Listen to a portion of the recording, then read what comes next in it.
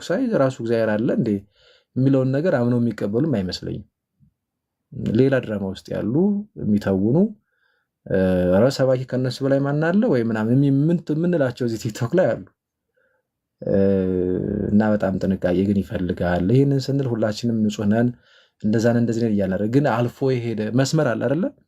በቃ አትሊስት መስመር አለ እኮ ገብቷችኋል። እንደ ኃጢአት መቼም ኃጢአት ነው፣ ግን የኃጢአትም የሆነ መስመር አለው። ይኸውላችሁ የሆነ መስመር አለው። ከዛ አልፎ ግን የሚሄድ ሰው ትክክል አይደለም፣ ቁም መባል አለበት። ለራሱም ነው በነገራችን ላይ እንዲያው ለቤተክርስቲያን ብቻ አይደለም ለራስም ነው። እና ይህንን እኔ እህት ወንድሞች እናንተም በተቻለ መጠን አታበረታቱ። እስኪ ራሳችሁን እዩ። እስኪ ዞር በል የምትቀርቡም አንዳንድ አካሎቻችን ማንንም ሊሆን ይችላል። እስኪ እንዲህ አርግ፣ እስኪ በዛ ይሄ ነገርስ እንዴት ነው ብላችሁ የምትሞግቱ አቅጣጫ የምታሳዩ እንደዛ ብትሆኑ መልካም ነው። ለመናገር ከአንዳንዶቻችን ይልቅ እናንተ ከስር ቁጭ ብላችሁ የምትከታተሉ ምንም የማታስመስሉ ጥሩ ልብ ያላችሁ እህት ወንድሞቻችን አላችሁ። ቤተክርስቲያን ስትባል ከልባችሁ ማለት ነው እንትን የምትሉ እና እኛም እንደዛ እንድንሆን ጸልዩልን።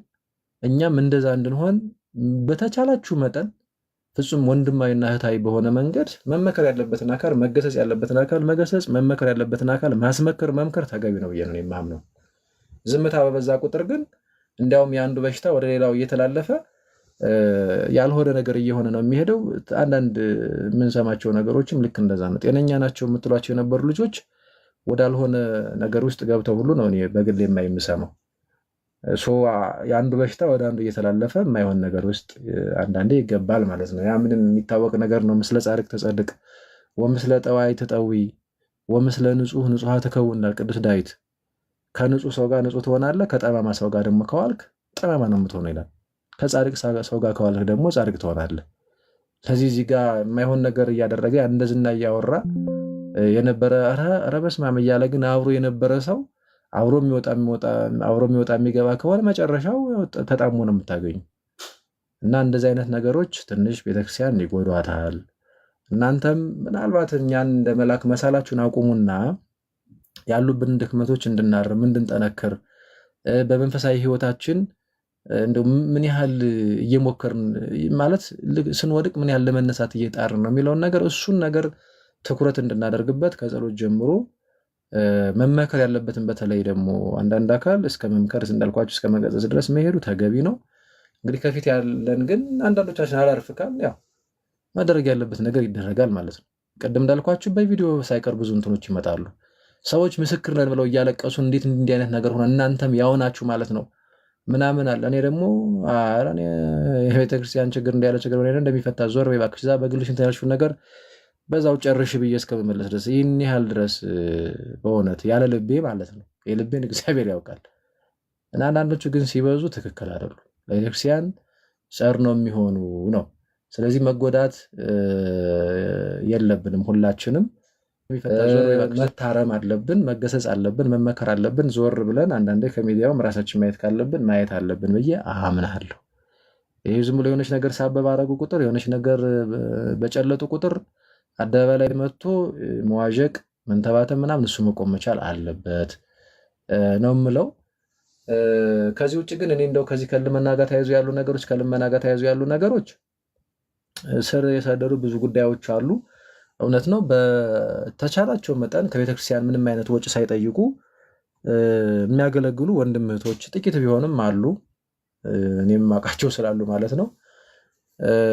እና ሁሉንም ዝም ብሎ በጅምላ መውቃት ትክክል ነው ብዬ አላምንም። ከዚህ ውጭ ግን ዘርፈ ብዙ ነው። ታች ከአጥቢያ ጀምሮ ላይ እስካሉ አካላት ድረስ መስተካከል ያለባቸው አንዳንድ ጉዳዮች ይኖራሉ። እሱ እንግዲህ በጣም ስር የሰደደ ሊሆን ይችላል።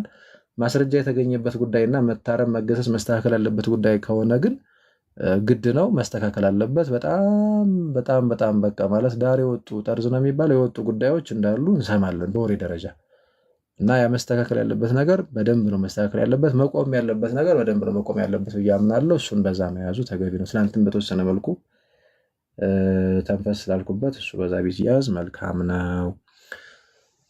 ከዚህ ውጭ ግን እኔ ምንድነው ሌላ በጣም መናገር ያለብኝ ነገር አንዳንዴ ለምሳሌ ከወንድሞች መካከል ወይ ከፊት ካሉ ወንድሞች መምራንም ወይም እህቶች ሊሆኑ ይችላሉ መካከል የአንዱን ድክመት ስንሰማ ቤተክርስቲያንን ልክ በዛ ሰው ህይወት ለመለካት የምንሞክር ደግሞ ደካማ ሰዎች አለን መሰለኝ። እንደዛ ትክክል አይደለም። ኮሜንት ላይ በተወሰነ መልኩ ለመታዘብ ሞክሬያለሁ ዛሬ አንዳንድ ኮሜንቶች ላይ እና ሌላ ቤት ላይ ማለት ነው። እና ትክክል አይደለም። ይኸውላችሁ አይንን ጨፍኖ ቲፎዞ መሆን ትክክል አይደለም። እንደገናም ደግሞ እውነት ለመናገር በሰው ላይ መፍረድ ያን ያህል ትክክልም አይደለም። አትፍረድ ይፈረድብሃል ስለሚል ማለት ነው። እንደው በጣም ማለት የራስንም ደግሞ ኃጢአትን መርሳት ትክክል አይደለም። ምንም ሊሆን ይችላል እኮ ኃጢአት ያው ኃጢአት ነው እና ደግሞም እኛም እኮ ኃጢአተኛ ነን በሚል ደግሞ ነገሩ ደግሞ ጉዳዩ ተለባብሶ እንዲሄድ በቃ ዝም ብሎ ችግር የለም። ያውም እኮ ዛሬ በነገራችን ላይ ዛሬ የተሰራ የአደባባይ ኃጢአት እና በጣም የሚከረፋ ኃጢአት፣ በጣም የተግማማ ኃጢአት ሰው ዛሬ ንስሐ ቢገባበት እኮ ችግር የለውም፣ ማንም አያነሳውም። በትዕቢት ግን ሰዎች ሲቀጥሉበት ነው ከባድ። ስለዚህ ኃጢአቱን ነውር ሆኖ ለቤተክርስቲያን አደጋ ሆኖ ያንን ኃጢአት ማንም ይሁን ምን ሲሰራው እያየን ግን ያው ነው እኮ እኛ ምን ኃጢአተኛ ነን ችግር የለውም ይበርታ አይነት ነገር ኮሜንቶች ትክክል አይደሉም፣ በጣም አደገኛ ናቸው። ከዚህ ውጭ ደግሞ እንደገና እንዳልኳችሁ የቤተክርስቲያንን ጉዳይ በአንድ ደካማ ወንድም ወይም በአንዲት ደካማ እህት ህይወት ደግሞ አይቶ ኧረ በቃ ስለዚህ ክርስትናማ እንዲህ ከሆነ ብሎ ከቤተክርስቲያን ለመውጣትም ደግሞ ማኮብኮብ የሚመስል አይነት ኮሜንት በጣም አደገኛ ነው። ለምሳሌ ምን አይነት ኮሜንት አይቻለሁ ከአሁን በፊት እኔ ቤትም በተለይም ደግሞ ተደጋጋሚ ዲያቆን ዘማርያም ቤት በኮሜንት ማውቀው አንድ ወንድም የሆነ ቤት ላይ ስለ አንድ ወንድም ጉዳይ ተነስቶ ምናምን ኮሜንት ላይ ይላል፣ አይ በቃ አመሰግናለሁ ጴንጤ ስላረከኝ በአንተ የተነሳ ነው ጴንጤ የሆንኩት አይነት ነገር ማለት ነው። ኮሜንት አይቻለሁ። እንደነዚህ ያሉ የሚጃጃሉ ወንድም እህቶች እኔ እጅጉን ያሳዝናሉ በጣም እውነት ለመናገር እንደው ይኸውላችሁ በክርስትና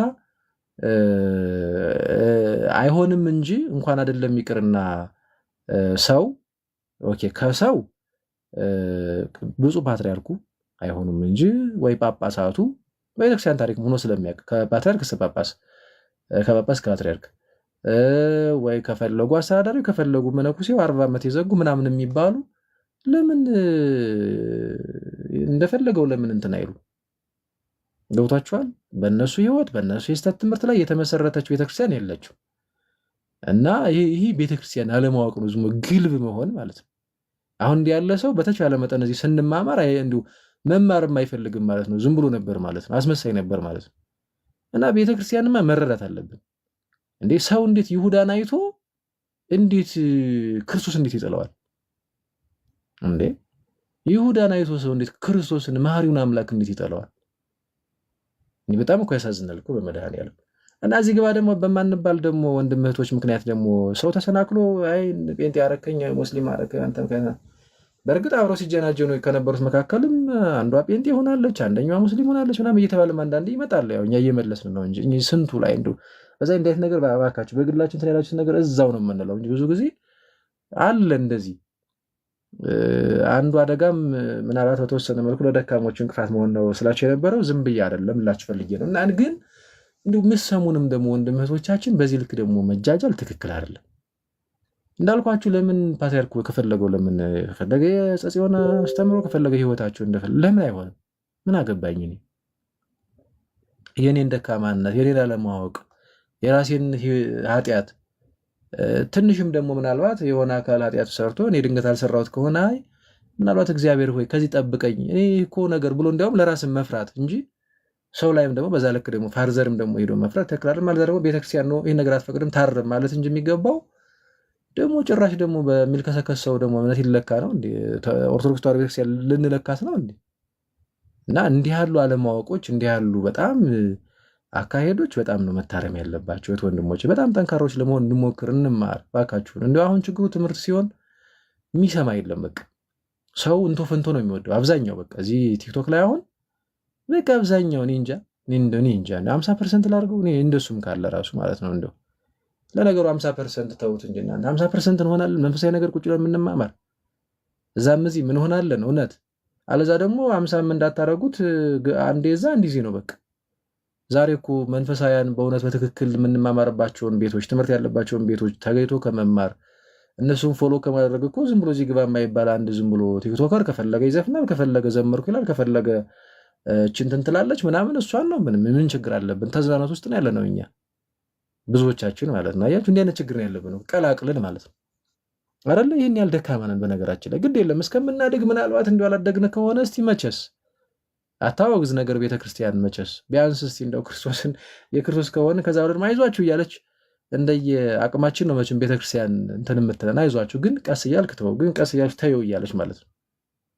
እንደው እሱም ተመስገን እንዳልኳችሁ ትኩረት የምናደርግበት ነገር ይቀራናል ለመናገር እና ያ ነገር ጠልፎ ይጥለናል። ይውላችሁ እንዲህ ዝም ብለን በሆነ ባልሆነ ኧረ በቃ አንተማ ከሆነ አንተማ እንዲያረከኝ እንደዚህ ያ ይሰራል።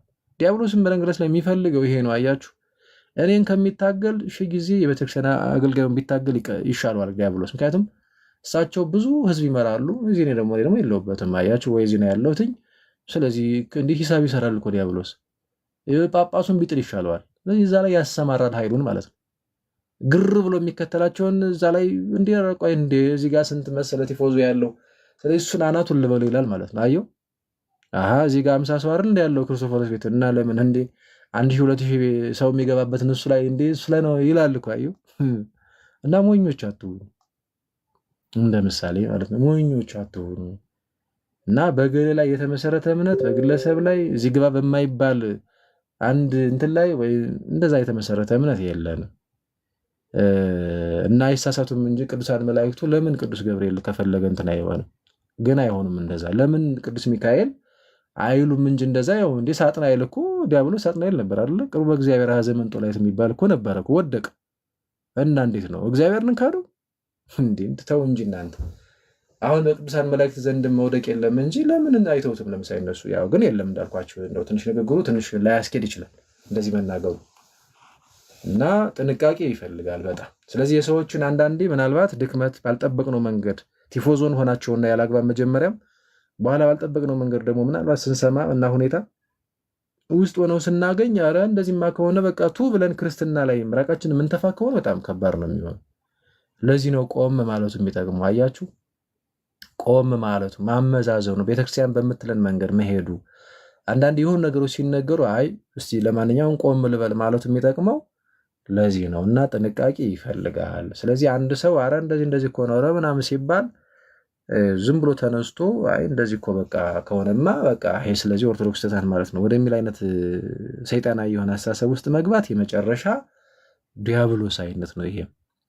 ስለዚህ ሲጀመር እኛ እዚህ ጋር ቲክቶክ ላይ ያለን ወንድሞቻችሁ አይ ነው ሊቃውንቱም አሉ፣ ግን እንደው በጉባኤ ቤትም በምኑም እንደው በመንፈሳዊ ሕይወትም በምንም ያን ያህል ያለፍ እንደዛ አይደለንም። እውነት ነው ከቴዎሎጂው በሰንበት ቤቱ የማለፉ አልፎ አልፎም ከቴዎሎጂው ምናምን እንደዛ እዛ ደግሞ በቅንነት ሊቃውንትን በመጠየቅ በማንበብም ደግሞ እያሳለፈ ያለ አካል ይኖራል። ደግሞ ዝም ብሎ ባቦ ሰጥ ደግሞ በቴዎሎጂ ማለፍ ያለ ይባልና ግን ዝም ብሎ ወሬ ብቻ የሆነ መሀል ላይ ደግሞ የማይሆን ነገር የሚያደርግ ደግሞ ሊኖር ይችላል እና በዛም ተባለ በዚህ ግን ጉባኤ ቤት እንኳን በሚያስተምሩ አንቱ በምንላቸው ሊቃውንት ላይ እንኳን በዛ አይደለም እምነታችን የተመሰረተው። በቃ የእምነታችን ጀማሪና ፈጻሚ ራሱ የቤተክርስቲያን ራስ የሆነው ጌታችን መድኃኒታችን ኢየሱስ ክርስቶስ ነው። ሁሌም ልንመለከተው የሚገባ እሱን ነው። በነገራችን ላይ ይህንን እኮ ቅዱስ ጳውሎስ ነግሮናል። ዕብራውያን ምዕራፍ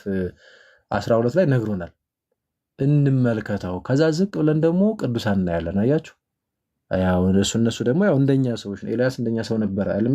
እንደኛ ሰዎች ነበሩ፣ ግን ሁሉን ነገር ጣሉት። አያችሁ እንደነ ቅዱስ ጳውሎስ ያሉት ዛሬ የዛሬና ያድርገውና ድንኳን እየሰፉ ከቤተ ክርስቲያን ልጆች ከምዕመናን 5 ሳንቲም ሳይቀበሉ በዛ መከራ ግን ከቦታ ቦታ እየተዘዋወሩ ወንጌልን ይሰብኩ የነበሩ ዕለት ዕለት የሚያስጨንቃቸው የአብያተ ክርስቲያናት ጉዳይ ብቻና ብቻ የነበሩ እንደዚህ ያሉ ሐዋርያት አሉ። ስለዚህ እነሱን መምሰል ያስፈልጋል። አያችሁ ቅዱሳኑ በእውነት ውበቴ፣ ዝናዬ፣ ሀብተ ንብረቴ፣ እናት አባቴ፣ ልጄ፣ ሚስቴ ምናምን ሳይሉ ለቤተክርስቲያን ዋጋ ከፍለው ያለፉ ብዙ ቅዱሳን ብዙ ሰማዕታት አሉ። እነሱን አያችሁ ከክርስቶስ ዝቅ ስንል እነሱን ነው የምናገኘው። እዛው ላይ ያነሳዋል። ዕብራውያን ምዕራፍ 12ን ተመልከቱት እስከ ቁጥር 4-5 ድረስ እንደነዚህ ያሉ እንዲያውም ዕብራውያን ምዕራፍ 11 ከቁጥር 32 አካባቢ ጀምራችሁ ብትመለከቱ የቅዱሳንን ገድላቸውን ይዘረዝራል። በቃ እና ቅዱሳን ይዘረዝርና ጊዜ ያጥርብኛል ብሎ ነው የሚጀምረው። እና እንደነዚህ ያሉ ምስክሮች ካሉልን ደግሞ ብሎ ያመጣቸዋል። እንደ ደመና በዙሪያችን እንደነዚህ ያሉ ምስክሮች እንደ ደመና በዙሪያችን ከከበቡን ይላል።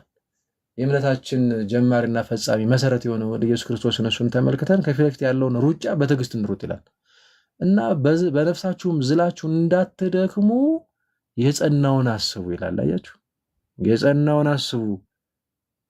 ቅዱሳን እንደ ደመና በዙሪያችን የከበቡን ምስክሮች ማለት ሰማዕታት፣ ቅዱሳን ራሳቸውን ያሸነፉ የዚህን ዓለም እንቶ ፈንቶ ዝባዝንኬ ነገር ያሸነፉ ክርስቶስን መስለው እርሱን ተመልክተው እርሱን መስለው ይኖሩ ማለት ነው። ስለዚህ እኛ እንትናችን እሱ ነው። በቃ የክርስትናችን እንትኑ ይሄ ነው እንጂ ክርስቶስን እናያለን፣ ዝቅ ብለን ደግሞ ቅዱሳን እናያለን እንጂ ገና እንደናንተ እንደኛ ገና ዝም ብሎ በመውጣት በመግባት በመውደቅ በመነሳት ላይ ያለ ደካማን ሰው አይተን ከዛ ስለዚህ እንዲማ ከሆነ አሁን ይሄ ዝም ብሎ መጀመሪያም እንዲህ ያለ አካል ስንከተል ጤናሞች አልነበርንም ማለት ነው። ዝም ብለን ቲፎዞ አለ ዝም ብሎ እና በተለይ እኔ ከልክ በላይ ለበጎም ለመጥፎም ከልክ በላይ ማጨብጨብ ትክክል አይደለም። ቆም ማለት እጅጉን ያስፈልጋል። እና እኔ እንደው አንዳንድ የምታዘበው አንዳንዶቹ ጋር በተለይ በቃ ዝም ብሎ የማጨብጨብ አይነት ነገር በለው ገሌ እኮ አይ ጺም ይላሉ። ደግሞ አንዳንዶች ይመጡና በተለይቶች አካባቢ ማለት ነው አይ ጺም አይ እንትን አይ በስማም አይ ዝነጣ አይ ምና እንዴ ተው እንጂ ጎበዝ፣ ከባድ ነው በጣም እኮ በመድኃኒዓለም። አንዳንዶች እንደዚህ የሚያደርጉ ከዛ ያች ትፖሰታለች፣ ቪዲዮዋ ፎቶ ትፖሰታለች። እንዲህ አሁን እንዲሁ ጤናማ አይደለም እግዚአብሔር በሚያውቀው እና ዝም ብሎ የማጨብጭብ ምን እያለ ነው? ምንስ እየተባለ ነው? ምንስ ነው ጉዳዩ? የለም አሁን ሄደሽ ትሰበራለች። በተለይ እህቶች አካባቢ ተጠንቀቁ፣ ትሰበራላችሁ። አንዳንዶቹማ ጭራሽ በኮሆስትማ ወይ ደግሞ ድንገት ገስት ገብተው ከሆነ እንዴት እንደሚያረጋቸው እንደውም የሆነች እህት ሰሞኑን ነገር ሰምቼ እንዲሁ በጣም ነው የደነቀኝ። በመድኃኒዓለም እንዲሁ መንፈስ ነው ሰውሮኝ ነው ወይስ በውኔ ነው? ኧረ እባክህ እንደው ቤት ገባው እንደዚህ አይ እውነትም ሰውሮች ነው በእውነት። እኔ እኮ እንዲሁ እናንተ እንዲሁ አይ አንዳንዴ ይቅርታ አድርጉልኝና እንደው ከርኩሳት መናፍስቱ እዛም ላይ ይሆኑና እዚህም ላይ ይሆኑና ይናበባሉ፣ ይተውኑብናል መሰለኝ። ይቅርታ አድርጉልኝና ለንግግሬ ማለት ነው። እንዲሁ እኮ እናንተ አንዳንዱ እስከ ሌሎች ነው የሚዘረከረከው፣ ነገ ደግሞ ለመውደቂያ ነው የሚሆናቸው በነገራችን ላይ። እና እንደዚህ በዚህ ልክ ዝም ብሎ የሆነን ነገር አይቶ እንደ መልአክ ስሎ በዚህ ልክ ኢክርስቲያናዊ የሆኑ አይነት እንትኖችን ትክክል አይደለም። እንደዛ በጣም ትክክል አይደለም። ብዙ ጊዜ ሁላችሁ ሰው ለሚጨበጨብለት ሰው እንትን ለሚልለት በቃ ያደላል። በቃ ስም ብሎ እዛ ደግሞ ነገ ደግሞ መወገር ሲመጣ አብረን ንውገር ነው። ችግር እኮ ነው በእውነቱ። በእርግጥ ኢትዮጵያ እኮ እንደ ሀገር እንደዛ ነው አይደል? የሆነ ጊዜም ግር ብለን እንትን እንላለን። ኧረ እባካችሁ ቆም በሉ፣ የሚሰማ የለም። ከዛ ደግሞ በቃ ወቀጣም ሲመጣ ግር ብሎ መውቀጥ ነው በቃ። አብዛኛው አካባቢ እንደዚህ አይነት ክፍተቶች ይመለከታሉ። እውነት ለመናገር እውነት ነው። ቆም ብለው አመዛዝነው እንኳን አይደለም መንፈሳዊ ነገር ላይ ዓለም ላይ ራሱ እንኳን ባለው በጣም የሚያመዛዝኑ ነገሮችን አላምጠው አኝከው የሚውጡ አሉ። እውነት ለመናገር የሚያመነዥኩ ማለት ነው። የሚያመነዥኩ ዝም ብለው የሚያስገቡ ሳያመነዥኩ ሳይሆን ነገሮችን አመንዥከው ግራና ቀኙን ፊትና ኋላውን አይተው አሉ። እውነት ለመናገር እንደ ሀገር እንደዚህ አይነት ዜጎች አሉ። እንደ ክርስትና ደግሞ እንደዚህ አይነት ምዕመናን ብዙ አሉ። እውነት ለመናገር እንደው እግዚአብሔር እንደነዚህ ካሉት ያድርገንና ማለት ነው። እና ዝም ብሎ ግን ደግሞ ዝም ብሎ አይንን ጨፍኖ መቃወም፣ አይንን ጨፍኖ ደግሞ ቲፎዞ አጨብጫቢ በጣም ትክክል አይደለም። በጣም ትክክል አይደለም። እንዲህ አይነቱ ነገር ነው አያችሁ፣ አሁን ቅድም ወዳልኳችሁ ነገር የሚያመጣው እንዲህ አይነቱ ነገር ነው። ኧረ እንደዚህማ ከሆነ በቃ ስለዚህ ክርስትና እንዲህ ነው ማለት ነው በሚል ለመውደቅ ለመሰናከል ምክንያት የሚሆነው ማለት ነው። እና በጣም ጥንቃቄ ይፈልጋል። ሰዎችን ስንከተል ከሰዎች ምንም የሚጠቅም ነገር ካላገኘን ብሎክ አድርገን መገላገል ተገቢ ነው ብዬ ነው የማምነው። ብሎክ አድርጎ መገላገል ማለት ነው በቃ። እና ይልቁንስ አንብበን ገና ያልነካነውን የቅዱሳንን ገድላት መጽሐፍ ቅዱስ ላይ ያሉ ብዙ የቅዱሳን ሕይወቶች አሉ። እውነት ለመናገር ጽናታቸው እንደነ ቅዱስ አባታችን አብርሃም፣ እንደነ ጻድቁ ዮሴፍ ብዙ እንደነ ቅዱስ እስጢፋኖስ ብዙ እንደነዚህ አይነት ቅዱሳን ለመምሰል ምንድን ነበር እነሱ ውስጥ ያደረጉት የሚለውን ነገር የክርስትና ሕይወቱን ዶግማውን ከነስርዓቱ እሱ ላይ እሱን ማወቁ ትኩረት ማድረግ እንጂ የዝሞ ቲፎዞነት ትክክል አይደለም እውነት ለመናገር። እና እንደው አንዳንዶቹ ጋር ጤነኛ ያልሆነ ነገር ሁሌም ነው የምንመለከተው እግዚአብሔር በሚያውቀው። የኔ ሸበላ የኔ እንትን በዚህ ደግሞ በያይ ይቀናበራል ፎቶ። ከዛ በቃ የለም በቃ ከዛ በገሌማ አትምጡብኝ። በጣም ከባድ ነው በእውነቱ።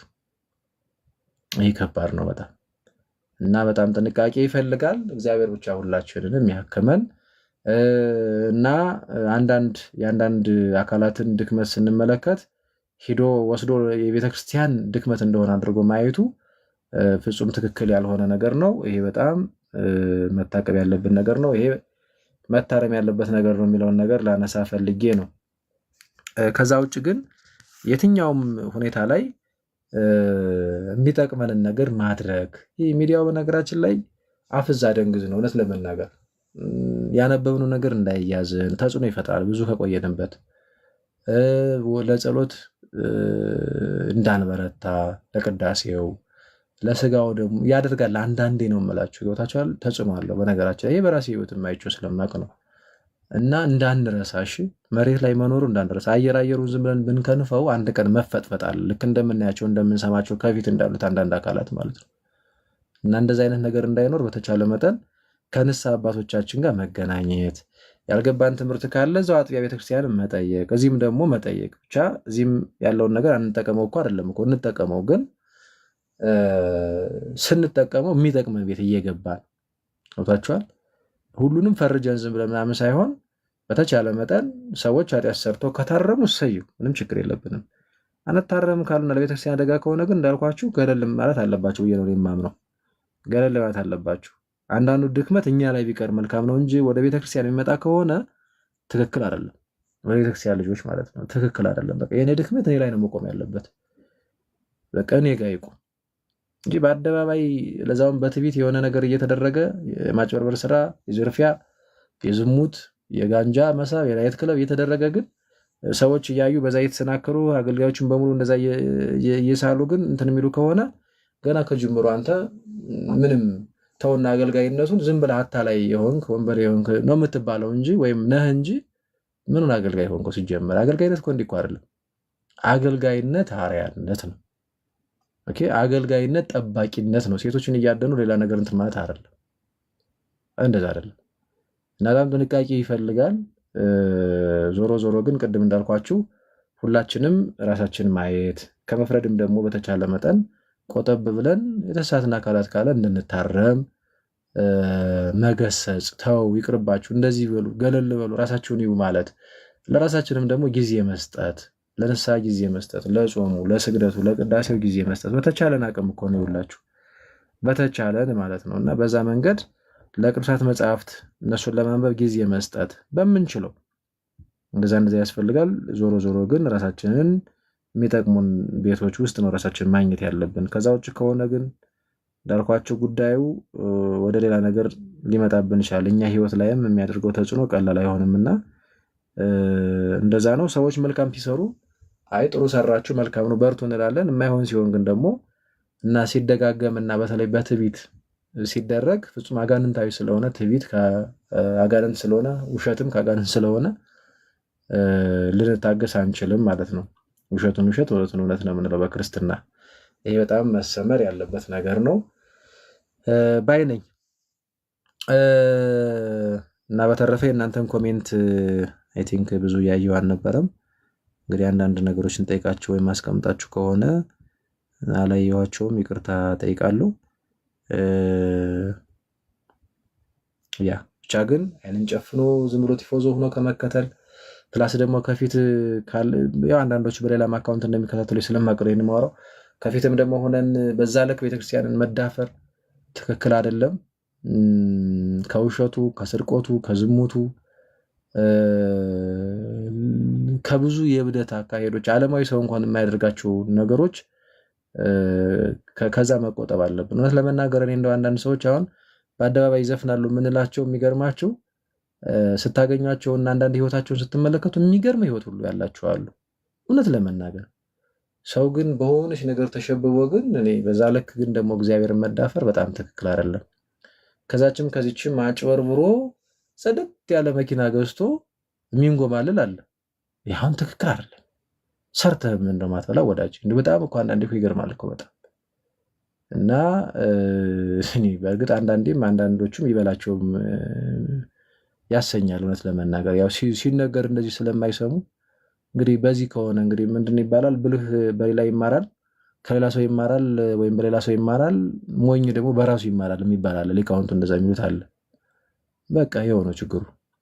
ከዛ ደግሞ ለምን ነው እኔ ተበልቼ እኔ ተጭበርብሬ ምናምን እኔ ምን አገባኝ? እኔ ስትሰጪው ያልነበርኩም እኮ በቃ አሁን ከዚህ በኋላ እኔም እንደዚህ ነው እያልኩ የምመጣው እኔ ምን አገባኝ? እዚያ ስትላላሱ ነበርኩኝ እና $8,000 ሰጥቼው ምናምን ሰጪዋ እኔ ካሁን በፊት እኮ ገብቼበት አውቃለሁ በዚህ ጉዳይ ግን ምን አተረፍኩበት? እኔ የሚሰማል እኔ መጨረሻ እንዲያውም ማሰሪያ በነገራችን ላይ አብዛኛው ሰው ስለማይሰማ ከዚህ በኋላ ማን እኔ ለምሳሌ እኔ ስለራሴ ልናገር መጥቼ እዚህ ጋር እንደዚህ ወጥቶ እንደዚህ ገብቶ አልልም። እንዲያውም ይበል እንግዲህ ይበለው ባይነኝ ከዚህ በኋላ እዚህ ያላችሁት ወንድሞቻችን ስንናገር አሰሙም። ሌላ ጊዜ ደግሞ በውስጥ ይመጣና እንዲሁኝ እና ምን ላድርግ? መጀመሪያም አረቆም በሉ አልሰማም ካልሽ በኋላ እኔም አልሰማሽም እንዴ ምን ቤት ነኝ እኔ? እንዲያውም አይ አንዳንዴ እንዲህ ነው በቃ በነገራችን ላይ አንዳንዴ እንዲህ ሲሆን ነው መሰለኝ ሰው የሚገባው እና ትክክል ያልሆኑ ነገሮች ሲጀምር እላፊ ነገሮች። አሁን በጮኝነት ሰዓት ጮኝነት ከሆነ አብረሽ ተኝ ማን አለሽ? እሱ ሊጋብዝሽ ይችላል። አይ እኔ እኮ አምኜው ምናምን ኧረ ነው እንዴ አምኜው እኮ በቃ ዝም ብለሽ እንደ ብድር ስጭኝ አለኝ። ከዛ ይህን ያህል $1000 እንደዚህ ላኩለትና ከዛ እንዲያውም በእኔ ላይ ደርቦ ከዛችም ደግሞ ወሰደና ከዛ ቤትና እንትን መኪና ገዛ። ከዛ እያለች ልትቀጥል ማለት ነው። ኧረ እኔ ምን አገባኝ? በቃ አሁን እንደዚህ ሲባል ነው ደስ የሚለው። እውነት ለመናገር ይመራል እኮ ያማል እኮ ያማል። ከዛ እንዲህ ካልንስ አንተም ያው ነህ ማለት ነው። ኧረ እባክሽ እኔ እንደው አንዳንዴ እኮ ከባድ እኮ ነው በእውነቱ። እና የሆነ ድንበር እኮ አለው እኮ። አሁን በጮኝነት ሳዝሞ ብድግ ተደርጎ የሆነ $1000 ይላካል እንዴ? አይደረግም እንደዛ። እንዴ በጮኝነት ሳዝሞ ብድግ ብሎ አብሮ ይተኛል እንዴ? እሱ ሊጋብሻል ወንበሬ ከሆነ ምን ችግር አለው? ከዛ ደግሞ የምታረግዥው አንቺ ነሽ። ይኸው አስወርጅ ይልሻል ወይ እንትን ይልሻል። ከዛ ደግሞ ነገር በተክል ይመጣልሻል። ችግር እኮ ነው በእውነቱ። አንዳንድ እኮ በጣም ጆሮ ጭው ያደርጋል እኮ ሰዎች። እና እውነት ለመናገር እንደው እባካችሁ እንደው እህት ወንድሞቼ እንደው ለቤተ ክርስቲያን በተለይ እህቶች ለቤተ ክርስቲያን በተቻለ መጠን እንደው እንቅፋት አንሆንባት። አያሽ ተያይዘን ገደል መግባት የለብንም። ቆም እንበል፣ ስሜታዊ አንሁን። ምንም አዲስ ነገር የለም። ዛሬ ሳታገባ እንትን ልትል የምትፈልገውን ነገር ነገ አግብተህ ምንም አዲስ ነገር የለም ወዳጅ።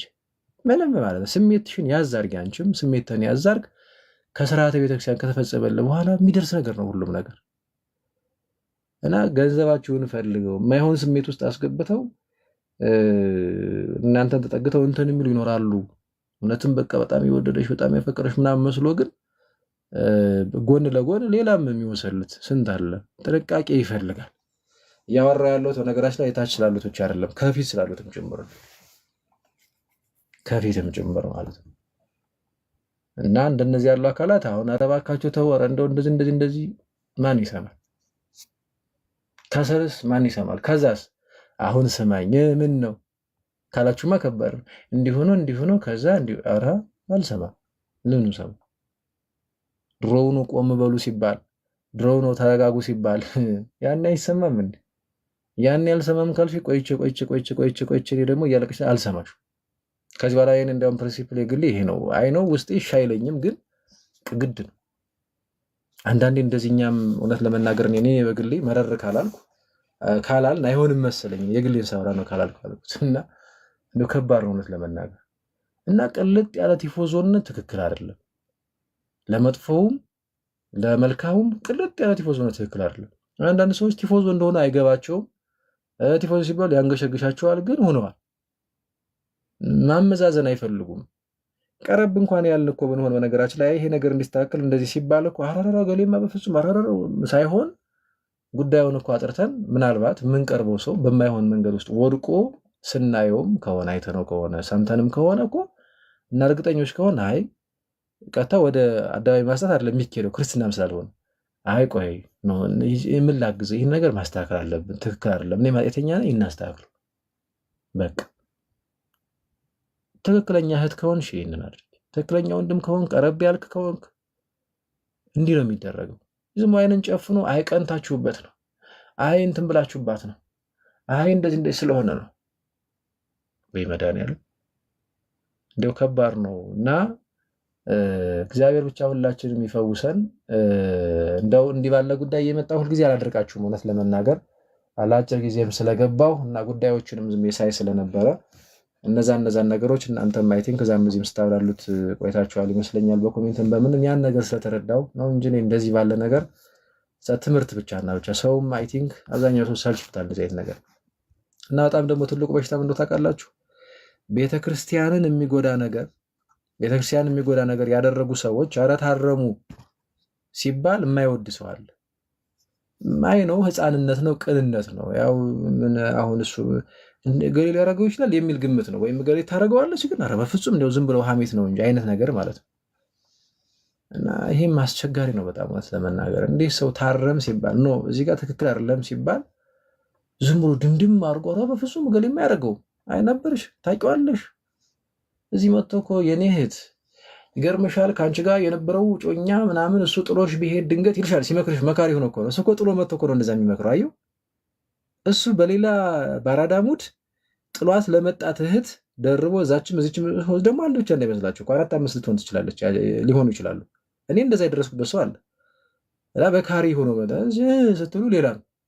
እነሱን ለማቁሰል ነው እንደዛ የሚለው። የሚገርማችሁ እናንተ በቃ እውነትም አፈር ልብላለ ጠበር ግፍ ብላችሁ አይ መካሪ እኮ ያሳጣል ምናምን ትላላችሁ ማለት ነው። እሱ ግን አንዷን አስረግዞ አንዷን ከፈለገ ነገር አድርጎ ምናምን ነው መቶ መካሪ ሆኖ የሚመጣው ማለት ነው። ወይ መድኃኒዓለም ከዛ ደግሞ ስትሰሚው አፖ በለሽ እንትልት ማለት ነው። እንደዚህ አትጃጃሉ። እንደዚህ ቆም ይባላል። አይ ነው እንደው ያን ያህልም ልፈርድ ፈልጌ አይደለም። እኔም ከእናንተ የባሰ ሞኝ ነበርኩ ወደዚህ ሚዲያ ስመጣ። አሁንም ድረስ እንደዛ ያደርገኛል አንዳንዴ። እንደው ግን ውሸት ነው ብዬ ነው የምጀምረው። ድንገት አሁን የሆነ ነገር ድንገት መረጃ እንኳ ተልኮ ባይነ ያየኝ በፍጹም የማ ውሸት ነው ብዬ ወደዛ ብዬ አጠፋለሁ ማለት ነው። አንዳንዴ እንደዛ እንትላለሁ። አልፈርድም ላች ፈልጌ ነው አንዳንዴ አንኤክስፔክትድ ሲሆን ማለት ነው። ግን ደግሞ ቆም ማለት ትክክል ነው ብዬ አሰብ ቆም ማለት ይገባል። እውነት ለመናገር ይገርምሻል አንዱ ጥሎሽ ቢሄድ አንዱ እንዲህ ቢያደርግሽ እኮ ችግር የለውም ያው ዋናው አንቺ በቃ እንትን በይ ምናምን እንደዚህ ወይ ጉዳይ አይመከር እና እንዲህ አይነቶቹ ነገሮች ትንሽ ቆም ማለት ተገቢ ነው ልላችሁ ፈልጌ ነው። ቤተክርስቲያን በምትለን መንገድ ብንሄድ በነገራችን ላይ በዚህ ልክ ለወንበዴዎችም ለሌቦች ለአጭበርባሪዎችም አንመችም ነበረ። አሁን ችግሩ ስሜት ያጠቃናል። እውነት ለመናገር ኤክስትሪም የሆነ አይነት ለሰው የማይሰጥ ኤክስትሪም የሆነ አይነት ልቅ ይውላችሁ። እግዚአብሔርን ማመንና ሰውን ማመን አንድ አይደለም። ሰውን በምናምን ነው እግዚአብሔርን በምናምንበት ልክ ሰውን እንመነው ብንል አይሆንም። ምክንያቱም ሰው እግዚአብሔርን አይደለም። ምቶቿል አሁን እግዚአብሔርን ለምሳሌ ስናምነው በቃ እኔ የሚጠቅመኝን ነገር ወይም የሚጎዳኝን ነገር ወይም ሲጠቃለል እኔ ለራሴ ከማውቀው በላይ እግዚአብሔር ስለኔ ያውቃል፣ እኔ ለራሴ ከማስበው በላይ እግዚአብሔር ስለኔ ያስባል ብለን ሰው ጋር ሲሆን ግን ለምን እናተበት አይሆንም? ለምን ጳጳስ ፓትርያርክ አይሆንም? የሆነ ሊሚቴሽን አለ። ሰዎች ናቸው በቃ ገብታችኋል። ሊሚቴሽን አለ አይደለም? እዚህ ግባ የማይባል የመንደር አንድ ጎረምሳ ማለት ነው። እና ዝም ብሎ መጃጃል ትክክል አይደለም። በተለይ እህቶች አካባቢ እንደው ጥንቃቄ ያስፈልጋል። እውነት ለመናገር ጥንቃቄ ያስፈልጋል። እና አንዳንዴ በውንብድና ውስጥ ሰዎች እየሄዱ ግን ፕሮሞሽን የምትሰሩላቸው አላችሁ።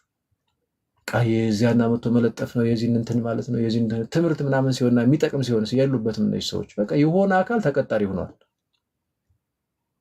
የሆነ አካል የሆነ ግለሰብ እነሱም በአራዳ ሙር ነው የሚይዟቸው ጠልፈው ማለት ነው እንደዚህ እና እንደዛ ተካ አይደለም። ምናልባት አንዳንዶቹ በእርግጥ ስንሰማ ሌላ ጉር ነው የምንሰማው። አንዳንዶቹ እርቃን ፎቶ ይዞባቸው ነው ይባላል። አንዳንዶቹ የማይባል እኮ ነገር የለም በእውነቱ። እና ጎበዝ እኔ በክርስትና ላይ እንደዚህ አይነት የወረደ ነገር ትክክል አይደለም። እና ብቻ ችግር የሆነው አሁን እንዴት ነው መሰላችሁ? እንዳልወጣትም ምንድነው ጭንቅ እንዳልተፋውም ጭንቅ አይነት ነገር ነው የሆነው አሁን ችግሩ እዚህ ማህበራዊ ሚዲያ ላይ እንደው ችግር ነው በእውነቱ። ሁሉም የተለያየ ሀሳብ ነው ያለው ከፊትም ከታችም ካለው ሁሉ። በዛ መሃል ቤተክርስቲያን እንዳትጎዳ ጥንቃቄ እንደው ይፈልጋል እውነት ለመናገር እና ብቻ እግዚአብሔር ማስተዋልና ጥበቡን ይስጠን።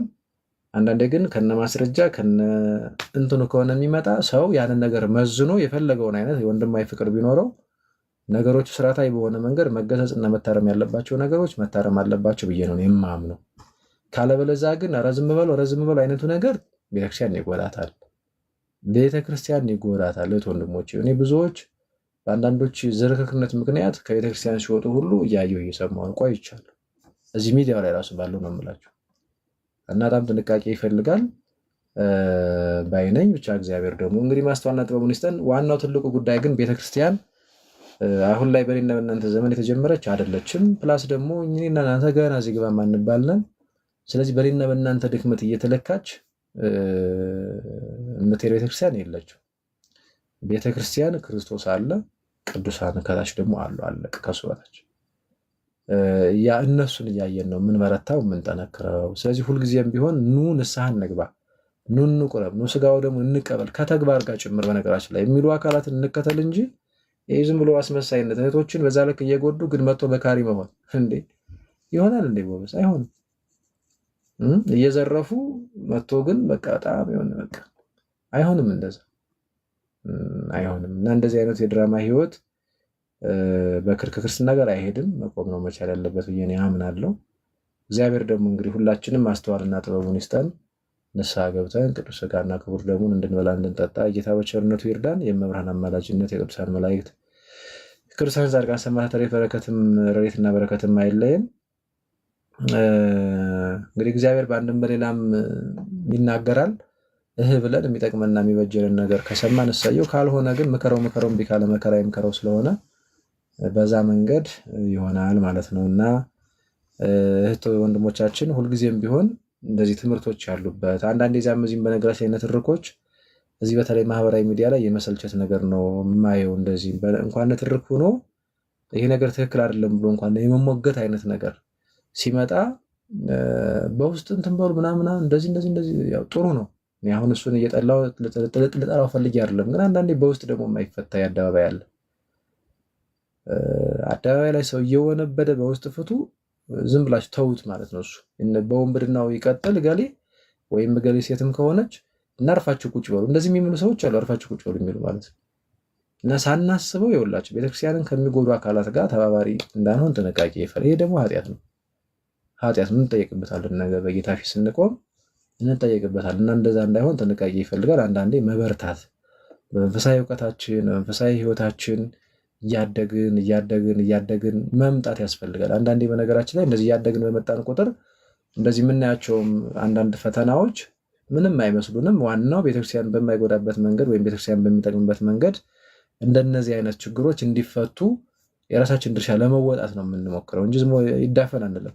እንደ እሳትን አሁን እናቶቻችን በገጠሩ ያዳፍኑታል። ጠፋ ማለት ነው፣ ለጊዜ ጠፋ ይመስላል አይደል? ያለም አይመስልም። የተዳፈነ እሳት እኮ በነገራችን ላይ ያጠፋል። ዛሬን የወንድማችሁን ላፊ ሂጄ ስበድል ዝም ብላችሁኝ ሳትመክሩኝ ሳትገስጹኝ እንደው ይህችን እንደዚህ ብታረጋት ተው ይህን ይቅርብህ ሳትሉኝ ብተውኝ እኮ በነገራችን ላይ እኔ እኮ ብቻ አይደለሁም ቤተክርስቲያን ልጎዳ የምችል አይደል? እንደ ምሳሌ ማለት ነው። ወይም አንድ ግለሰብ አንድ ወንድም አንድ እህት ዝም ብንል እሱ ብቻ ቋለም ነገ ደግሞ እንደሱ ያለ ይፈራል። አያችሁ ስለ ችግር የለውም ማለት ነው። ከዛ ሁላችንም የመሆን ፕሮባቢሊቲያችን ከፍተኛ ነው የሚሆነው፣ ጥቂት ነው የሚሆነው። እሱ ደግሞ አደገኛ ነው በጣም ቤተክርስቲያን እና እንኳን ያላመኑትን ልናመጣ እዚያው እንኳን ያመኑትን ራሱ ልናበላሽ እንችላለን። የሚገርማችሁ በተለይ ከፊት ሲኮን ከባድ ነው በጣም እና ቅድም እንዳልኳችሁ መጸለይ ለሁሉም ከፊት ላለው አገልጋይ ሁሉ መጸለይ፣ ራስንም ደግሞ በተለይ በብዙ ነገሮች ማብቃት፣ በመንፈሳዊ ሕይወት በመንፈሳዊ እውቀት ማብቃት፣ የቤተክርስቲያን አጠቃላይ ዶግማዋን ስርዓቷን ማወቅ እጅግ ይገባል እውነት ለመናገር እና አጠቃላይም ደግሞ ያሉ ሁኔታዎች እነሱም በሙሉ መረዳት ያስፈልጋል። እና ክርስትና ማለት በቃ ዝም በል ተባብለህ የምትሄድበት እንደዛ ብቻ አይደለም። እውነት ሐሰቱን ሐሰትን የምንልበት እንደሆነ ከልብ መረዳት ያስፈልጋል። እና እግዚአብሔር እንደዛ እንድናደርግ በቸርነቱ ይርዳን። ይህንን ካልኩ በቂ ነው። እንግዲህ ከእናንተ ምናልባት የምታነሱት እንትን ካለ ከስር ኮሜንት ላይ ተቀብያችሁ ነው የምወጣ ሰዓት ስለሌለኝ። እሺ ቃለ ሕይወት ያሰማልን ያላችኋላችሁ፣ እንደዚህ ያላችኋላችሁ፣ አብሮ ያሰማን አሜን ያላችኋላችሁ።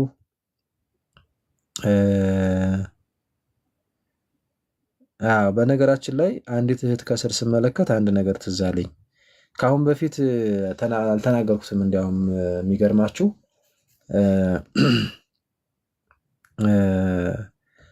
እና ዛሬ እንትን ልበለው። አንዳንዴ ምን ይሆናል መሰላችሁ የሆነ በረከት ተሳተፉ እንደዚህ ይኸው አበረታቷቸው ምናምን እንደዚህ ይባልና ለወንድሞች ወይ ሰዓት ግዙላቸው ወይ ጫማ ወይ ልብስ እዚህ ለምናገለግለው ማለት ነው።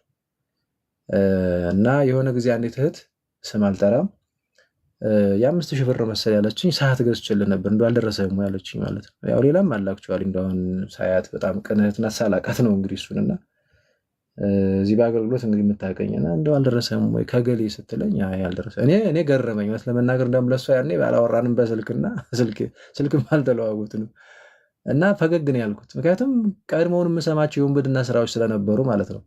አሁን ከሰሞኑ ውስጥ ስሙ የሚነሳ አንድ ማፊያ ነው እና አይ በቃ ታዩ በቃ እንደዚህ አይነት ነገር ምናምን ብዬ ዝም የለበስ አድርጌ ነበር የነገርኳት። ይኸው እንግዲህ ጊዜውን ጠብቆ እየወጣ ነው ማለት ነው። ብዙ የተዳፈኑ ነገሮች አሉ በነገራችን ላይ። ስለዚህ 5,000 ብር ከዚች እህት በልቷል ማለት ነው በእኔ ስም ገብታችሁ። እኔ ምንም ሚስታስቴ ነገር አልደረሰኝም። ሰዓት እንትን ላለን ተመዝግቧል እናደርሳለን ምናምን የለም ወፍ ከሱ ብቻ አለ ሌላም ሰምቻለሁ ብዙ ማለት ነው። ብዙ በቃ ብዙ የወንብድና እንትኖች አሉ እና እንደዚህ አይነት ነገሮች ትክክል አይደሉ። ያችሁ በጣም ይጎዳሉ በጣም እና ብቻ እግዚአብሔር ልቦና ይስጠን።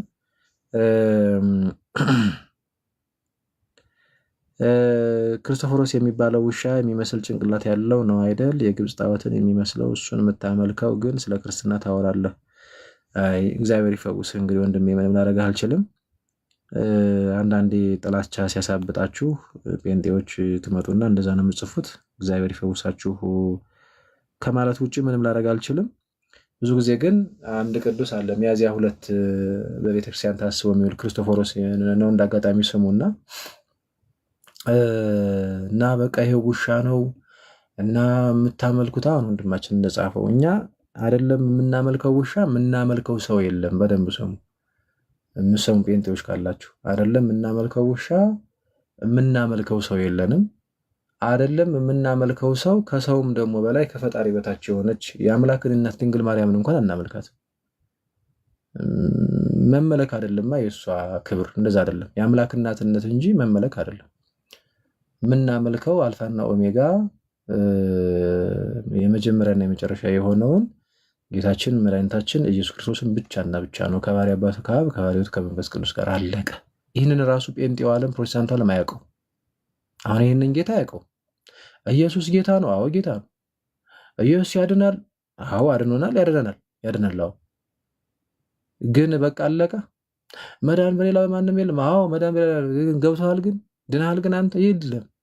ይህ ነው አሁን ችግሩ። አያችሁ ችግሩ አሁን ይችን ነገር የሆነች ይሉንና በቃ ሌላውን ከዛ በኋላስ የለም። ከዚህ ውጭ አያውቁም። አሁን ስለ ምስጢረ ሥላሴ ብትጠይቀው የእሱ ሥላሴ ሌላ ነው፣ የእሱ እግዚአብሔር ሌላ ነው። ኢየሱስ ይልሃል ሌላ ነው ግን የሚያመጣልህ። ይሄ እንግዲህ ሌላ ጊዜ ባለው ሰዓት የምናየው ይሆናል። እና በነገራችን ላይ እንደው አንዳንድ ልጆች አሉ ለእናታቸው ምጥ ካላስተማር ነው የሚሉ ማለት ነው። ለእናታቸው እኮ ነው፣ ለራሳቸው አላደጉም፣ ለራሳቸው ገና ለአቅመ ሔዋን አልደረሱም። ግን እንደውም አየ ልጅ ስትወልጂ እኮ እንዲህ ነው ማማጥ ያለብሽ አይነት ነገር እና እነዚህም ሰዎች አይ ነው ለቤተክርስቲያን ልጅነት የበቁ አይደሉም። ግን ልክ እንዲህ አይነት ደካማ ልጆችን ይመስላሉ። ይመጡና ለቤተክርስቲያን እነሱ እኮ አላዙትም ይሄን ጌታ፣ እነሱ እኮ አያመልኩትም ይሄን ጌታ። ምክንያቱም ሌላ ነው እዛ ጋር ያለው፣ ሌላ ወንጌል ነው፣ ሌላ ኢየሱስ ነው ያለው። አለቀ። ስለዚህ ጌታ ያስተማረውን ትምህርት ሳታምን መጥቼ ጌታ እኮ ጌታ የሚለው መንግስት አይገባም ብሎ ደግሞ ግንባርህን ይልሃል። ራሱ ጌታ እኮ ነው። አለቀ። እና ተኩላነት ሲጀመር በግነት አይደለም። ተኩላነት ወይም ደግሞ የበግ ለምድ የለበሰ ተኩላ መስለ ስለመጣ ምንድነው የበግ ለምድ የለበሰ ተኩላ ነው ግን በግ መስለ ስለመጣ በቃ አንተ በግ ነህ ማለት አይደለም። እንደዛ ማለት አይደለም። ጥንቃቄ ይፈልጋል። ቤተክርስቲያን በመታስተምረው ቤተክርስቲያን በምታምነው እና ሞግቱን ምን ችግር አለው? እንደ ቤተክርስቲያን ልጅ እኔንም ቢሆን ና ሌሎችንም ቢሆን ሂድላቸውና ሞግት ባገኘው አጋጣሚ እና ይህ ዝም ብሎ ግን መጥቶ ግን ቤተክርስቲያን በማታምነው ሁኔታ ውስጥ ማመን ግን ምንድነው? ቤተክርስቲያንን መንካት ግን ትክክል አይደለም። በጣም ነውር ነው። በጣም ማለት ነው። እና በእርግጥ እኔ እንደው ይቅርታ አድርጉልኝና እስልምናውና ፕሮቴስታንቱ አካባቢ ስትሄዱ ብዙዎች ጋር የእምነታቸው አንዱ ዶግማ ውሸት ነው። በቃ ስለ ኦርቶዶክስ ይዋሻሉ፣ አጠቃላይ ስለ ክርስትና ይዋሻሉ። ከዛ እሱን ውሸታቸውን በቃ ያነበንቡታል። በቃ ቤተክርስቲያን ለመጥራት የማያውቁትን ነገር እኮ ነው። ደግሞ ምንም የሚያውቁት ነገር የለም፣ ግን የማያውቁትን ነገር በቃ በስማ ብለው ከቤተክርስቲያንን ከሚያሳድዱ ከሚጠሉ ሰዎች የሆነች ነገር ይሰማሉ። ከዛ የእውነት ይመስላቸዋል፣ በቃ ያነበንባሉ። ይህ ምን ጭርሻ ያሁን ማይንዳቸውን አይምሯቸውን አከራይቶ የመኖር አይነት ነገር ማለት ነው። በጣም አደገኛ እውነት ለመናገር እና ጽንፍ የረገጠ የፕሮቴስታንት አካሄድ አለ። የሁሉም አላልኩም፣ እንደዛ ጽንፍ ረግጠው የሚሄዱ አሉ እና ያ ትክክል አይደለም። አሁን ቅድም ኮሜንት የጻፈው ወንድማችን ልክ እንደዚህ ያለ ነው ማለት ነው። እና ሚያዝያ 2 ላይ የሚከበረው ቅዱስ ከአሁን በፊት ተደጋጋሚ አይ ቲንክ ዲያቆን ዘማርያም ጋር ማውራት ነበር የሆነ ጊዜ በወቅቱ ብዙ ነገሮች ተነስተው ያው እኔም ከኔ ስም ጋር የሚመሳሰል እንግዲህ ነገር ስለሆነ ኧረ እንዲህ እየተባለ ነው ኧረ ምናምን መልስ ሰጥ ምናምን። በአጋጣሚ ግን አይ ቆይ በዚህ ጉዳይ የተሻለ እውቀት የሚኖረው ዲያቆን ዘማርያም ነው፣ ፕላስ ደግሞ የሚመቸው ያልነበርኩ ምናምን በሚል አይ ቲንክ እሱ ምላሽ የሰጠበት ይመስለኛል ተደጋጋሚ። እና ስንክሳራችንን መተርጎም ያለብን እንዲህ ነው የሚለው ማለት ያለብን እኛ ነን። እና ፊቱ እንደ ውሻ መልክ የሚመስል ይላል እንጂ ሰው አይደለም፣ ውሻ ነው። ከዛ ደግሞ ይመለካል አይልም ሲጀመር ማለት ነው። እንደዛ ሊል አይችልም። እና በነገራችን ላይ እኮ እንደው ዝም ብለን ፖዚቲቭሊ ከወሰድነው እንዲህ በቪዲዮ እንኳን እኮ በነገራችን ላይ ዝም ብላችሁ የሆነ ነገር ብታዩ ለምሳሌ እዚህ አይ ቲንክ ኢትዮጵያውያን መሰሉኝ 2 መንትዮች ዝም ብላችሁ የፊት ገጻቸውን ስትመለከቱ እንዲህ የጦጣ ምስል የሚመስል ወይም ፊት የሚመስል ሰዎች ያስታውሳለሁ፣ ትልልቅ መንትዮች ማለት ነው። እና ስታዩዋቸው እንደዛ አንድ ብራዚል ነው እንደዚህ ከላይ እንትኑ የጦጣ እንትን ቅርጽ ነው ያለው። ዝም ብላችሁ እኮ እንደው በቅነት ነው የምላችሁ። የሆነ በነገራችን ላይ ፊት ላይ ያለው እንትናችን ከሆነ እንስሳ ጋር ሊመሳሰል ይችላል ቅርጻችን ማለት ነው።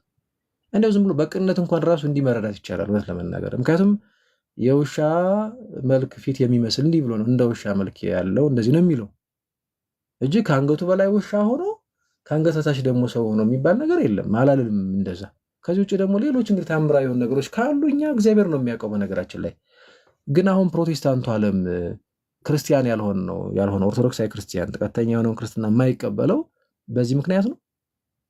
ይህ እኮ በነገራችን ላይ አሁን እንደዚህ አይነት ነገሮች እኮ ሰው ክርስቲያን ከሆነ በኋላ ያንን ቅዱስ ለመምሰል በየትኛው መንገድ ወጣ ወረደ የሚለውን ነገር ነው እንጂ የሚጠበቅበት በልና ይህንን እንደወረደ ደዛው ማጻጻፉ እንደዚህ ነው የሚብራራ የሚተረጎም የሚባል ነገር የለ። ይህንን መዋጥ አለብን ብለን ከዚህ ነው የምንጀምረው አይደለም። እና እውነት ለመናገር እንደ ዝንብ ጋር ያመሳስላቸዋል እንደነዚህ ያሉ አካላት።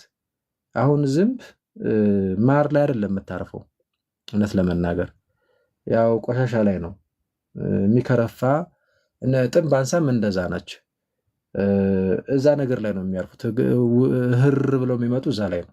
በቃ አለቀ። እነዚህ ሰዎችም ልክ ያ ነገር ቤተክርስቲያን እንትን የምትለው ነገር እንደዛ የቆሸ ባይሆንም ግን እንደምናለት ምሳሌ በተወሰነው ካንሻፋችሁ እንዳትወስዱት ባይሆንም ግን ለራሳቸው አይምሮ ግን እንደዛ የቆሸ አድርገው ይስሉትና ከዛ ማነብነብ ይፈልጋሉ። አሁን ቅድም ኮሜንት ላይ እንደተጻፈው ማለት ነው። ስለዚህ ጉዳዩ እነሱ እንደሚሉት አይደለም። ቤተክርስቲያን መጠየቅ ይቻላል። በነገራችን ላይ ደግሞ በጣም የሚገርመው እኮ ይህ ቅዱስ በጣም የሚገርም ቅዱስ ነው። 3ኛው ክፍለ ዘመን ላይ የነበረ አይ ቲንክ ካልተሳት 267 አካባቢ እንደዚህ እስከዛ ድረስ የነበረ ቅዱስ ነው። ያኔ ደግሞ ካቶሊክ የለ ኢስተርን ዌስተርን ያለ ያው እስከ እንደምታውቁት እስከ 451 ቤተክርስቲያን ቀጥ ብላ በአንድነት ነው የምትመጣው። አሁንም አንዲት ነች፣ ግን ተከፍለው የሚወጡ አካላት ስላሉ እንደዛ የወጡ አካላት የሆኑ ሮማውያንና ኢስተርኖቹ አብሮ ከምንድን ነው ስለወጡ ሁለቱ ነው እንደዛ ምላችሁ ስለካዱ ማለት ነው። ያኔ ግን የሚገርማችሁ ያው እንግዲህ አንዱ ሆኖ የሚመጣበት። ስለዚህ አሁን ይህንን ቅዱስ የምታውቀው ወይ ኢትዮጵያ ኦርቶዶክስ ብቻ አይደለችም፣ ወይም ኦሪየንታል ኦርቶዶክስ ብቻ አይደለም። ካቶሊክ በደንብ አድርጋ ነው የምታውቀው። ኢስተርን ኦርቶዶክሶች በደንብ ያውቁታል። እሱ ብቻ ሳይሆን በኋላ ላይ የመጡት የሉተር ልጆች ሉተራውያን ብትሉ አንግሊካን ብትሉ ያውቁታል ይህን ቅዱስ። ግን የምትወቀሰው ማናት? ደብተራ የጻፈው እንደዚህ ውሻ ያመልካሉ እንደዚህ ምናምን የኢትዮጵያ ኦርቶዶክስ ተዋሕዶ። ይሄ ደግሞ ስራ የማን ስራ ነው? የቀለሜ። እሱ ደግሞ ንቅል ነው። እንደ ይቅርታና ለንግግሬ እኔ እንዴት እንደ ኖርማል ሰው እንደሚከተሉትም አንዳንዶቹ ግራ ነው የሚያጋባኝ። በእርግጥ ያው የሚያውቁትም አሉ። እነዛ ትሰማና መተህ እዚህ ማቀርሸቱ ትክክል አይደለም፣ በጣም ነውር ነው። አንዳንዴ የራሳችሁንም ሳታውቁ ነው መታችሁ የምትጮሁትና ጥንቃቄ ይፈልጋል።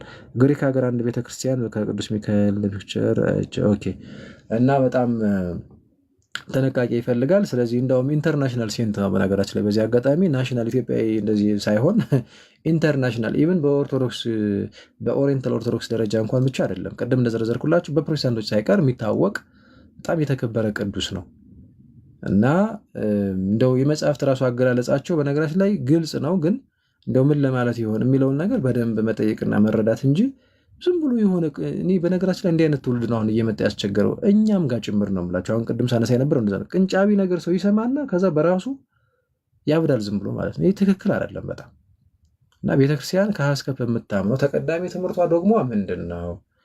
ከዛ ውጭ ደግሞ ያሉት ገድላትና ታምራት በምን መንገድ ነው የምንረዳቸው? እንኳን ገድላትና ታምራት ላይ 10 መጽሐፍት የሚባሉት ቅዱሳት መጽሐፍት ራሱ 80 ያህዱ እነሱ አጻጻፋቸው እንዲህ ማለቱ ምን ማለቱ ነው? አያችሁ እንትኑን እናያለን ማለት ነው። ባህሉ በወቅቱ የነበረው የአነጋገር ዘይቤ፣ የአጻጻፍ ዘይቤ፣ የአኗኗር ዘይቤ በአጠቃላይ እንደዚህ ጠቅልል ልናደርገው የአኗኗር ዘይቤ እሱ ሁሉ ይታያል። እዚህ በደፈናው ያኔ የዛሬ 2000 ዓመት በፊት የነበረ የተጻፈ መጽሐፍ ዛሬ እዚህ ጋር ያንን የምንረዳው እዚህ ጋር ባለው የማህበረሰብ ስሪትና ባህል ነው ብል አይሆንም፣ አይገናኝም። ስለዚህ ዛሬ ላይ ያለን የኔና የናንተ ተግባቦት ነገ ላይ ይቀየራል ደግሞ ማለት ነው። ስለዚህ በዛ ዘመን እንዲህ ስለነበረ ነው ቅዱሱ ነብይም ከሆነ ሐዋርያም ከሆነ እንዲህ የጻፈው እንዲህ ማለት ነው ተብሎ በደንብ ሪሰርች መደረግ አለበት ማለት ነው። እና ልክ በዛ መንገድ የምንረዳቸው ብዙ የመጽሐፍ ቅዱስ ጥቅሶች አሉ፣ ብዙ የመጽሐፍ ቅዱስ ታሪኮች አሉ። ስለዚህ ወደ ገድላትና ታምራትም ስንመጣ ወደ ስንክሳሩም ስንመጣ ጥንታዊነት ስላላቸው አገላለጻቸው እንዲህ ማለቱ ምን ማለቱ ነው የሚለውን ነገር አሁን ለምሳሌ እስከ ሺህ ትውልድ እምርልሃለሁ ሲባል እንዲያው ለምሳሌ የኔ አባት አሉ አያት አሉ። ስለዚህ ከአያቴ ጀምሮ አያቴ ጥሩ ሕይወት ቢኖራቸው ከዛ በኋላ እስከ ሺህ የሚመጣው ትውልድ ድረስ እየተቆጠረ በዘር ከዛ ምንም መጠመቅም ማመንም ስጋው ደግሞ መብላትም መጠጣትም ከዛ ንስሐ መግባት ከዛ መልካም ስራ እየሰሩ እስከ መጨረሻው መጽናትም ሳይጠበቅ በቃ ምን የክርስቶፎሮስ አያት ቅዱስ ስለሆኑ ስለዚህ እሳቸው ቢሆኑ ነው እሺ አስዩም ነው እሳቸው ትውልድ ድረስ እስከ ሺህ ድረስ ምናምን በቃ ስለዚህ ሁሉም ስብስብ ብሎ በክርስቶፎሮስ አያት ምክንያት ክርስቶፎሮስን ጨምሮ እንደው ይገባሉ ማለት ነው እንዴ አሁን ምን ማለት ነው? አሁን ሺህ 10 እና የ10 ብዜቶች እንደዚህ ሺህ ከተባለ ለምሳሌ ንጉሱን ሺህ ዓመት ይንገሱ እንላለን። አሁን 1 2 3 ብለን እንደው ከምር ማለት ነው እዛ ሀገር ላይ 1000 ዓመት ይቆዩ ማለት ነው? እንደዛ እኮ አይደለም እኮ። ምን ማለት ነው ሺህ ዓመት ማለት ታዲያ? ሺህ ዓመት ማለት እኮ ረዘም ያለ ጊዜ ይንገሱ ነው።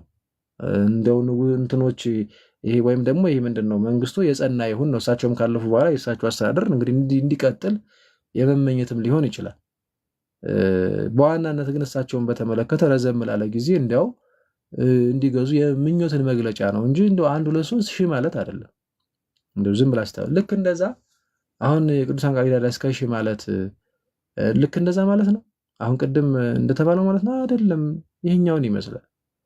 እዚህ አሁን ምንድነው የቅዱሳኑ ቃል ኪዳን እና ጸሎታቸው ምልጃቸው በእግዚአብሔር ዘንድ ተሰሚነት እንዳለው እንድንረዳ ጸሎታቸው አለ አይደለ ተሰሚነት እንዳለው እንድንረዳ እና ለትውልድ ሁሉ በረከታቸው የተረፈረፈ መሆኑን እንድንረዳ ነው እንጂ ተቆጥሮ ሄዶ ከዛ ደግሞ ይህንንም ደግሞ በነገራችን ላይ ያ ቃል ኪዳናቸው ያ በረከታቸው የሚጠቅመው እኛ ያምን የተጠመቅን ስጋው ደግሞ የበላን የጠጣንና በንስሐ ሕይወት እየተመላለስ መልካም ስራ የምንሰራ ከሆነ ነው እንጂ ዝም ብለህ እግዚአብሔርን ባታምን በቃ በአገር ያሉልህ የሚባል ነገር የለም። በሩ አንድ ነው፣ እሱም ጌታችን መድኃኒታችን ኢየሱስ ክርስቶስ ነው። በእሱ በርነት ወደ እግዚአብሔር ቀርበናል። ወደ ራሱ ስቦናል። ወደ አብና መንፈስ ቅዱስ የቀረበው ነው በእርሱ ነው። አለቀ። ስለዚህ አሁን ማለት የታረቅ ነው ማለት ነው። ከዛ በኋላ ከኛ የሚጠበቀውን ነገር ሳናደርግ አይ ቅዱሳን አሉልህ ከዚህ በኋላ የሚባል ነገር የለም። እንደዚህ አይነት ክርስትና የለንም። ሰዎች ግን ያመጡና ሌላ ያደርጋሉ። እና ምድል ፈልጌ ነው እንደነዚህ አይነት አጸጻፎች ሌሎች በጣም ብዙ አሉ። በነገራችን ላይ መጽሐፍ ቅዱስ ላይ ራሱ ብዙ የምናነሳቸው ነገሮች ይኖራሉ። አሁን እስከ ሲል ለምሳሌ ሜልኮል እስከ ሞተችበት ጊዜ ድረስ ልጅ አልወለደችም አለ እንዴ። ስለዚህ እስከ ሞተች ድረስ ልጅ ካልወለደች ከሞተች በኋላ ልጅ ወለደች ይመስላል አይደል አነጋገሩ። ግን እንደዛ ማለት ነው አይደለም። ስለዚህ ምንድነው ታዲያ ከሞተችም አሁን ይቺ እስከ ፍጻሜ ያላት እስከ ነች ማለት ፍጻሜ ያላት እስከ ስለዚህ ምንድነው ከሞተች በኋላ አልወለደች የሚለውን ነገር ሊነግረን የፈለገው ግን እስከ ሞተች ድረስ ለምሳሌ አሁን እኔ እስከምደርስ ድረስ አልበላም ቢል አንድ ሰው አዎ ስለዚህ እኔ ከደረስኩ በኋላ በልቷል የሚለውን ነገር ያመጣል ማለት ነው አይደለ? አሁን ይሄና የቅድሙ አንድ አይደለም አገላለጹ፣ ቃሉ ግን አንድ እስከ ነው። አሁን ጥንቃቄ ይፈልጋል እውነት ለመናገር። ስለዚህ ምንድነው እንትኑ ዘይቤው ምን ማለት ነው? ያን የነበረው አገላለጽ ወዘተ ብዙ ይታያል። በጣም ብዙ መጥቀስ እንችላለን። እሱ በመጽሐፍ ቅዱስ ጥናት ውስጥ በጣም ብዙ የመጽሐፍ ቅዱስ ባህሎች አሉ። ማለትም የቋንቋ፣ የአገላለጽ፣ ያኗኗር የሰው ባህል ማለት ነው። ይኖሩ የነበሩ እስራኤል ስጋ ወዘተ ወዘተ ወዘተ ወይም በወቅቱ የነበረው የስነ ጽሁፍ ሁኔታ እሱን አጠቃለን አለ የሚታይ ነገር አለ። ቅድም ሪሰርች የሚደረግ ያልኳችሁ ማለት ነው። እና በዛ ይፈታል እንጂ ያኔ የነበረውን ዛሬ ላይ ዝም ብዬ እንደወረድ ነው የምገጥመው ከተባለ ሰው የራሱ የሆነ መጽሐፍ ነው የሚኖረው በህሊና የሳለው ማለት ልክ ፕሮቴስታንቱ ዓለም እንደሚሆነው እና በጣም በጣም በጣም በጣም ጥንቃቄ ይፈልጋል። ጥንቃቄ ይፈልጋል። እውነት ለመናገር እኮ የፕሮቴስታንቱ እብደት አሁን ለምሳሌ ቀለሜ አካባቢ እንግዲህ የኔም እዚህ ጋር ክርስቶፎሮስ ስለሆነ የሚለው የሆነ ጊዜ እምነት ብቻ ነው የሚያድነው መዳን በእምነት ብቻ ነው ብለህ የምትል ከሆነ እሺና በመጽሐፍ ቅዱስ ሞግተኝ ብዬ ጥሪ ሳቀርብለት አይ ክርስቶፎሮስ እኮ ከአንገቱ በላይ ውሻ ነው ብሎ ነው የመለሰው። እኔን እኮ ነው ማምለጫ። በዚህ ልክ ነው እንግዲህ ፍርሃት ነው። በዚህ ልክ ነው ሰዎች እያጃጃሏቸው ያሉት ማለት ነው። እንግዲህ እነሱ ወንጌላውያን የሚሏቸው አካላት በዚህ ልክ ያጃጅሏቸዋል። በእርግጥ ደግሞ የነቁ ብዙ ሰዎች አሉ እና በዚህ ልክ መጃጃል ትክክል አይደለም። እንደነዚህ ባሉ አብዳን እንደነዚህ ባሉ አስመሳዮች መታለል እኔ ትክክል ነው ብዬ አላምንም። ፕሮቴስታንቶች ይሄ ለፕሮቴስታንቶች የሚሆን ነገር ነው እና ለማንኛውም የሚሾፍበት ቅዱስ አይደለም። ስሙን ከሆነ ግን የተፈለገው ክርስቶፎሮስ ማለት ክርስቶስን የለበሰ ማለት ነው። የተጠመቃችሁ ሁሉ ክርስቶስን ለብሳችሁታል። ኦርቶዶክሳውያን ክርስቶስን የለበስን ነን። ስለዚህ ክርስቶፎሮስ የሚለው ስም የኛ ስም ነው። አለቀ። የግሪክ ነው ቋንቋው፣ ክርስቶስ የለበሰ ማለት ነው። አለቀ። ይህንን ደግሞ በነገራችን ላይ ከዚህ ቅዱስም በፊት የቅዱስ ዮሐንስ ወንጌላዊ ደቀ መዝሙር የነበረው ታላቁ አባት ቅዱስ አግናጢዮስ ዘአንጾኪያ ሴንት ግናሽየስ ኦፍ አንቲዮክ የምንለው እሱ ራሱን ይጠራበት የነበረ ስም ነው። እውነት ለመናገር ስሙን የሚወሰድኩት ከዛ ነው በዋናነት ማለት ነው። በጣም የተለየ ፍቅር ነው ያለኝ ለዚህ ቅዱስ አግናጢዮስ በረከቱ ይደርብንና እንዲያው ቀደም ባለው ጊዜ ካነበብኳቸው መጽሐፍት የእሱ የህይወቱና ትምህርቱ የምትል አይ ቲንክ ዲያቆን ያረጋል አበጋዝ መሰለኝ የተረጎማት ወይም ደግሞ ተምታታብኝ ከቅዱስ ዮሐንስ አፈወርቅ ጋር የእንተና የመምህርት ዘውዴ ገብረ እግዚአብሔርም ሊሆን ይችላል። ቆይቻለሁ ካየሁት እና ያኔ ሳነበው ውስጥ የቀረ ነገር ነው። ስለዚህ ከዛ ጊዜ ጀምሮ ስሙን እየወደድኩት መጣሁ ማለት ነው እና ፕላስ ገላትያ ምዕራፍ 3 ቁጥር 27 ላይ የተቀመጠ ነገር ነው። ይሄ የተጠመቃችሁ ሁሉ ክርስቶስ ምን ብላችሁታል? ለብሳችሁታል። ከክርስቶስ ኢየሱስ ጋር አንድ ትሆኑ ዘንድ የተጠመቃችሁ ሁሉ ክርስቶስን ምን ብላችሁታል? ለብሳችሁታል። ስለዚህ እኔና እናንተ ተጠምቀናል አይደል? በአርባ በሰማይ ተጠመቅናለን። በመጣበት ደግሞ የተጠመቁ አሉ እና ክርስቶስን የለበሱት ያን ሲጠመቁ። ያለ ጥምቀት ደግሞ ክርስቶስን መልበስ አይቻልም። ስለዚህ ክርስቶስን የምለብስበት ነው ጥምቀት፣ ዳግም የምወለድበት ነው፣ የእሱ ልጅ የምሆንበት ነው ብሎ አምኖ ኦኬ መጠመቅ ለድነት ነው ብሎ አምኖ ማለት ነው። ለልጅነት ነው ብሎ መጠመቅ አዎ ክርስቶሳዊነት ነው። ስለዚህ ስሙ የኛን ላችሁ ፈልጌ ነው። ክርስቲያን የሆነ ሁሉ ክርስቶፎሮስ ተብሎ ይጠራል። ክርስቶስን የለበሰ ማለት ነውና ነው። እና ይበልጥ ደግሞ እንዳልኳችሁ ከቅዱስ አግናጢዮስ ጋር ተያይዞ እሱ ራሱን ቴዎፎሮስ ክርስቶፎሮስ እያለ ይጠራ ነበረ እና በጣም በሰማዕትነት ያለፈ ቅዱስ አባት ነው። ቅዱስ ዮሐንስ ወንጌላዊ እግር ስር ቁጭ ብሎ የተማረ ነው። ለሱ የተለየ ፍቅር ስለነበረኝ እሱን የማስታውስበት ገብቷችኋል። ይህንን ስምንትን ባልኩ ቁጥር ወደ እሱ የህይወት ታሪክ የሚሄድበት ወደ ሮም አደባባይ አንበሶች እንዲበሉት የተራቡ አንበሶች እንዲበሉት በተፈረደበት ጊዜ የመንፈስ ቅዱስ ልጆች ወይም ክርስቲያኖችን ኧረ እባክህን አባታችን አትሙትብን ቆይልን ሲሉት ይመልስ የነበረው ምላሽ በጣም የሚገርም ነው። አሁን እዚህ ጋር በቃል የማልነግራችሁ እንዳልሸራርፈው ስለፈለኩ ነው እና በዚህ ቅዱስ ዙሪያ እነ ቅዱስ ዮሐንስ አፈወርቅም ስብከት በደንብ ሰጥተውበታል እውነት ለመናገር ዞሮ ግን ሰብሰብ ተደርጎ በመጽሐፍ በአማርኛም ስላለ ፈልጋችሁ ብታነቡት ደስ ይለኛል። ለእኔና ለእናንተ ብቻ ሳይሆን ለእረኞች ለአባቶቻችንም ጭምር ነው ይህን መጽሐፍ የምጋብዘው። እውነት ለመናገር እረኝነት በቃ እንደዚህ ነው እና እንዴት አድርጎ ያጽናናቸው እንደነበር እንዴት በደስታ ወደ ተራቦ አንበሶች ለመበላት የክርስቶስ መስዋዕት ለመሆን ክርስቶስ የሚያግዘው ከሆነ የሚፈቅድለት ከሆነ ቢፈቅድልኝ እያለ እንዴት በቆራጥነት ሳይፈራ ሳይራራ ለራሱ ዝና እንግዲህ የተከበረ አባት ነበር፣ ቅዱስ ነበር። ግን እንትን ሳይል ስጋውን እንዴት አድርጎ ንቆ ለነፍሱ እንዴት እንደኖረ በጣም የሚገርም አባት፣ ድንቅ አባት ነው። በረከቱ ይደርብን እና መነሻ የኔ እሱ ነው። በዚህኛውም ቅዱስ ቢያደርጉት እሰየው፣ ቅዱስ ቅዱስ ነው ወዳጅ፣ ምንም እንትን የምትለው አይደለም። እና ቤተክርስቲያን በነገራችን ለምሳሌ ፊያታዊ ዘይማን እያለች ትጠራለች። በቀኝ የተሰቀለው ወንበዴ የቀኝ ወንበዴ በቀኝ የተሰቀለው ወንበዴ እያለች ማለት ነው። እና አሁን ወንበዴ እያልን የምንጠራው በቀደመ ክብሩ ነው እንጂ ያ ወንበዴ አይደለም። አሁን ላይ ቅዱስ ነው።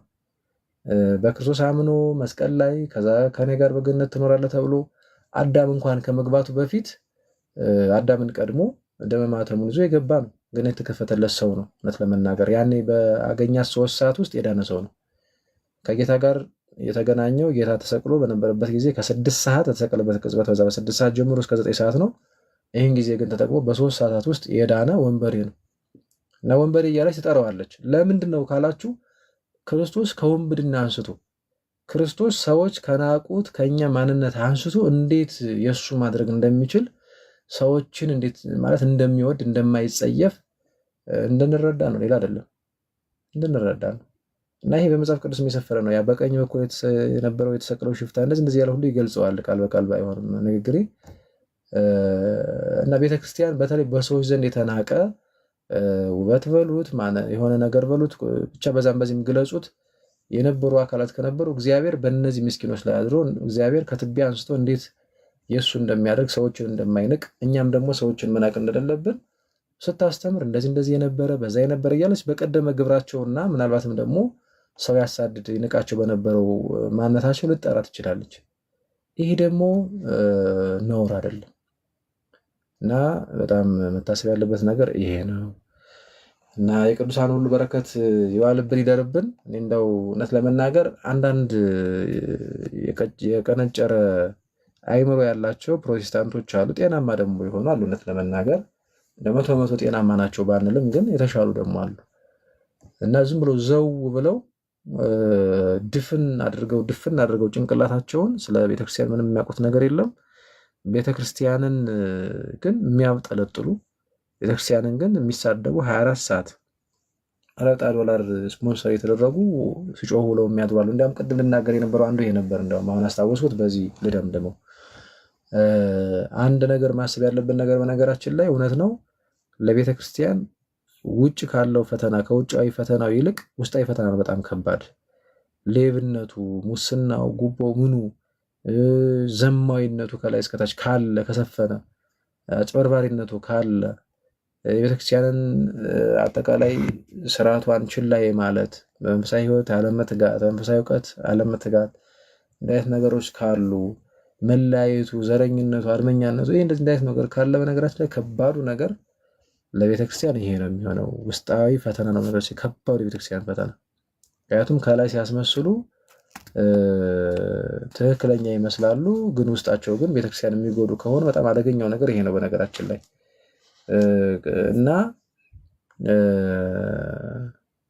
እንደው ሁሉም ዞር ብሎ ራሱን ቢያይ፣ ሁሉም ዞር ብሎ ራሱን ቢያርም፣ ሁሉም ዞር ብሎ ለቤተክርስቲያን መኖር ቢችል በጣም አሪፍ ነው።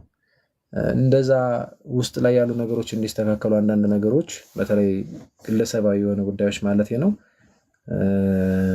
እንዲስተካከሉ የሁላችንም እንትን ነው ብዬ አምናለሁ። አሁን ቅድም ሳነሳ የነበረው ችላ ብለን የምናልፈው አይደለም። ምክንያቱም እንዳልኳችሁ ቁጥር 1 የቤተክርስቲያን ፈተና ይሄ ነው የሚሆነው። ውጫዊ በጣም ቀላል ነው። ከዛ በዘለለ ግን እሺ ቆይ አንዴ እሺ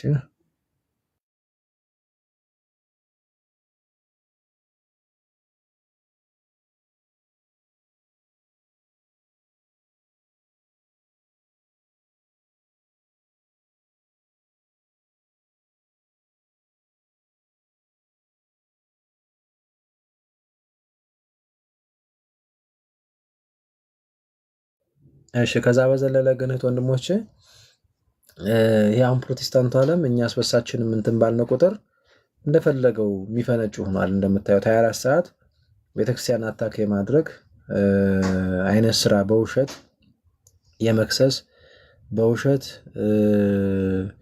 የእነሱ ትምህርት በቃ እንዲሰማ ማለት የእነሱ ትምህርት እንዲሰማ ትምህርታቸውን ያውቃል የሚናገሩት። በውሸት ግን ቤተክርስቲያን የምታምነውን አታምንም ብለው ይመጣሉ። እማታምነውን ደግሞ ቅድም ያ ወንድማችን እንደዚህ ታመልካላችሁ ብሎ እንደጻፈው እንደዛ በድፍረት በአደባባይ ቤተክርስቲያንን እየተቹ በትዕቢት በተለይ ያላወቁ ነፍሳትን ለመማረክ ሙከራ ያደርጋሉ።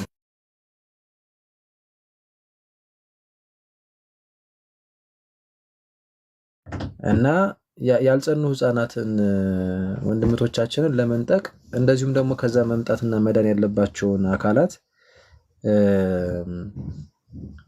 ከዛ መምጣት ያለባቸውን ወንድምቶቻችን ወይም ደግሞ ነፍሳት መገርገር ይፈልጋሉ። እንደዚህ ማናምነውን ነገር ይኸው እንደዚህ ታመልካላችሁ፣ ይኸው እንደዚህ እንደዚህ እያሉ ማለት ነው። እና ይሄ ችላ መባል ያለበት አይደለም። ወደዛ አገልግሎት እኔም በተቻለ መጠን ነው መመለስ የምፈልገው። የውስጡን ደግሞ እያየን በሚፈታበት መንገድ ቢቻል በውስጥ እንግዲህ ደግሞ ትዕቢተኛና ምንድነው ይሄ የሚጠብር ደግሞ አካል ካለ ደግሞ ያው ማስተንፈስ ነው። በአደባባይም ቢሆን ትንሽ አስተንፍሶ ሰው አጠቃላይ ግንዛቤ እንዲያገኝ ማድረግም ደግሞ የወግ ነው ብዬ ነው የማምነው። እዛ ላይ እኔም የዋዛ አይደለሁም በዚህ ጉዳይ እውነት ለመናገር እና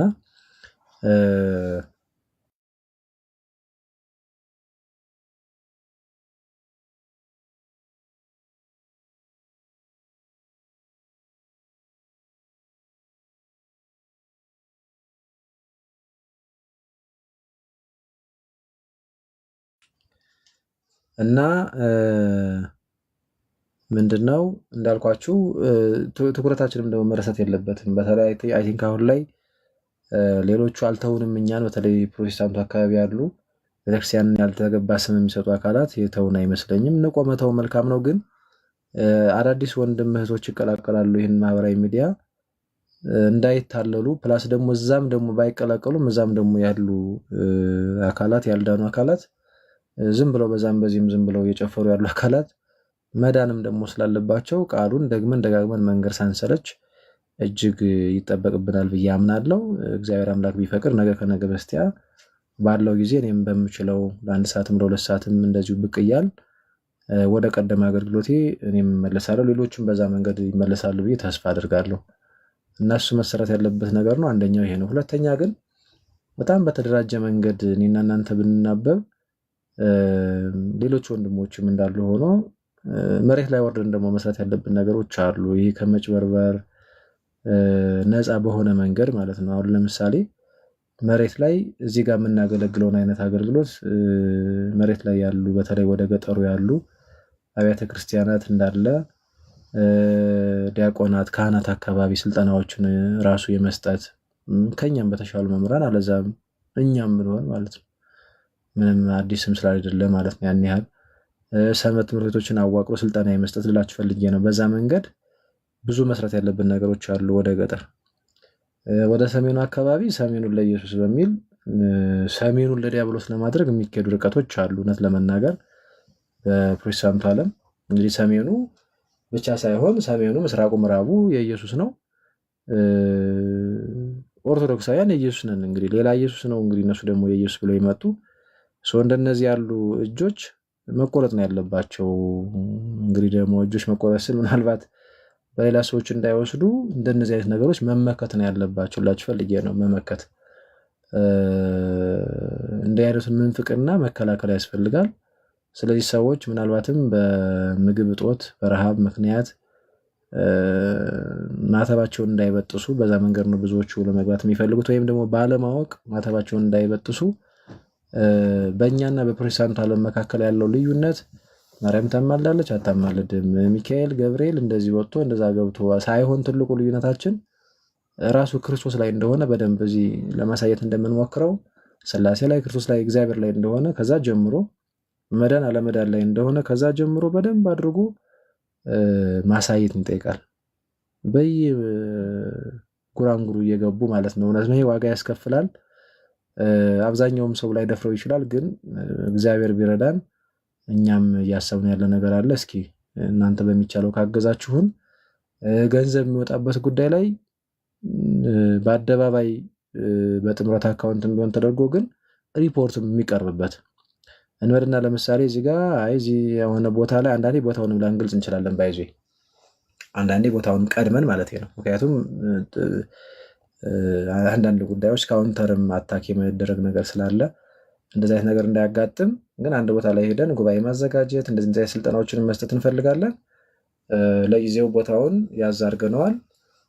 ቦታው ላይ ግን ወይ ላይቭ ማስተላለፍ በምንችልበት ጊዜ ላይቭ እናስተላልፋለን ከተቻለ፣ ካልሆነ ግን ከሰራነው በኋላ መተን ሪፖርት እናደርግላችኋለን። ከሆነ ይህን ያህል ገቢ ተደርጎ ነበረ፣ ይሄው ይህን ያህል ደግሞ ወጪ ሆኗል፣ ይሄው አደባባይ ማለት ነው። አንዲት ነገር አግልልን ከመጣም በኋላ አካውንቱም ደግሞ በግለሰብ አይነት ነገር ገብቶ ሳይሆን ጥምረት ለምሳሌ ያለበት ከሆነ አሁን ያ መልካም ነው። ለምሳሌ አሁን እኔ የማስተምርበት የቴሌግራም ግሩፕ አለን ቤተ ክርስቶፎሮስ የሚልና አሁን እዚያ ላይ እስኪ እንደዛ አስበናል። እግዚአብሔር አምላክ ቢረዳን ቴሌግራም ላይ ያሉ ብርቱ በተለይ እህቶች እና ወንድሞችም አሉ። እግዚአብሔር ቢረዳን እንደዛ ልንሰራ እንችላለን። ምንም ቢስታበስቴ ነገር ሳንፈልግ ማለት ነው። እውነት ነው። ለሚሄዱ መምህራን፣ ለሚያገለግሉ ወንድም እህቶች ትራንስፖርት ልንሸፍን እንችላለን።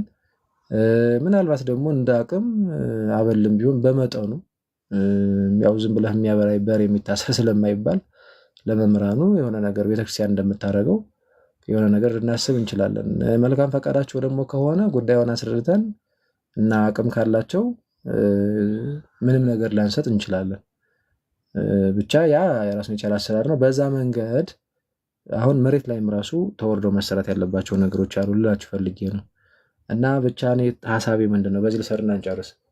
እዚህም ማህበራዊ ሚዲያ ላይም ያለው የቅበተ እምነት ስራ ተጠናክሮ ነው መቀጠል ያለበት።